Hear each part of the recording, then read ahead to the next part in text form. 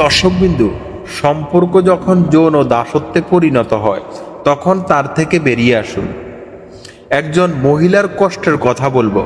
আমি গত কয়েক মাস ধরে টেলিগ্রামে এক মহিলার সঙ্গে কথা বলছি।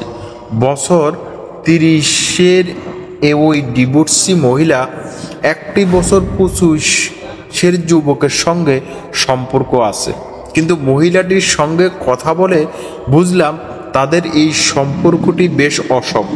যদিও তারা একে অপরকে ভালোবাসে, কিন্তু মহিলাটি এই সম্পর্কে অত্যাধিক দুর্বল। সে বলছে যে এই সম্পর্কে সে নিজেকে মাঝে মধ্যে দোষিতা মনে করে, কারণ সে নিজের ইচ্ছার বিরুদ্ধে নিজেকে তার প্রেমিকের যৌন চাহিদার কাছে সমর্থন করে দেয়। কারণ তার ভয় হয় যে প্রেমিকের যৌন চাহিদা পূরণ করতে না পারলে তাদের সম্পর্ক বেশি দিন টিকবে না, অথবা প্রেমিক তার বিশ্বাসী থাকবে না। আর এই সমস্যা শুধু এই মহিলার সঙ্গে হয় না, বিবাহিত অবিবাহিত বহু মহিলার সঙ্গে এই সমস্যাটা হয়। অনলাইনে খুঁজলে এই রকম অভিজ্ঞতার কথা অনেক মহিলা পরিচয় লুকিয়ে বলে থাকেন। আমার এটা ভাবার কোনো কারণ নাই যে শুধু মহিলারা এই অবস্থার শিকার হন, বহু পুরুষ এই রকম অবস্থানের মধ্যে দিয়ে যায়। এরা বোঝে না যে এরা নিজেদেরকে যৌন দাসী বা দাসে পরিণত হয়েছে। সবাই বলে যৌন দাসত্ব নাকি বহু যুগ আগে শেষ হয়ে গেছে, কারণ মানুষ যৌন দাসত্ব বলতে একটি প্রথাকে বোঝে যেখানে পুরুষরা মহিলাদের নিজেদের যৌন সুখের জন্য নিজেদের অধীনে রাখে। কিন্তু যৌন দাসত্বের অর্থ কেউ বোঝে না। যৌন দাসত্ব মানে কি? কোনো পুরুষ বা মহিলা যখন নিজের যৌন ইচ্ছার বিরুদ্ধে গিয়ে কোনো রকম চাপে পড়ে যৌন সম্পর্ক করে তখন সেটাকে যৌন দাসত্ব বলে।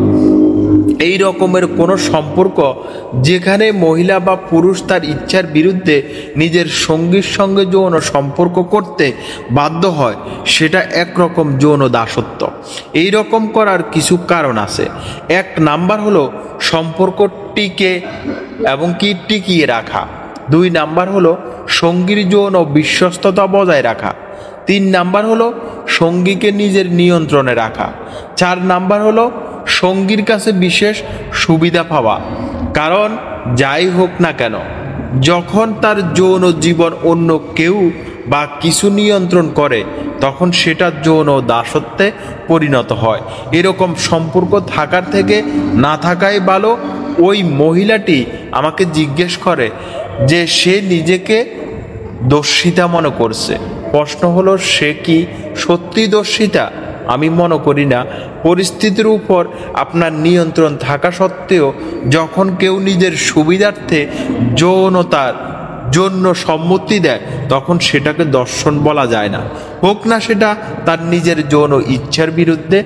আপনাদের মন্তব্য কমেন্ট করে জানাবেন, এবং কি যদি ভিডিওটি আপনার উপকারে আসে তাহলে অবশ্যই লাইক দিবেন এবং কি শেয়ার করে আমাদের চ্যানেলটি সাবস্ক্রাইব করে পাশেই থাকবেন।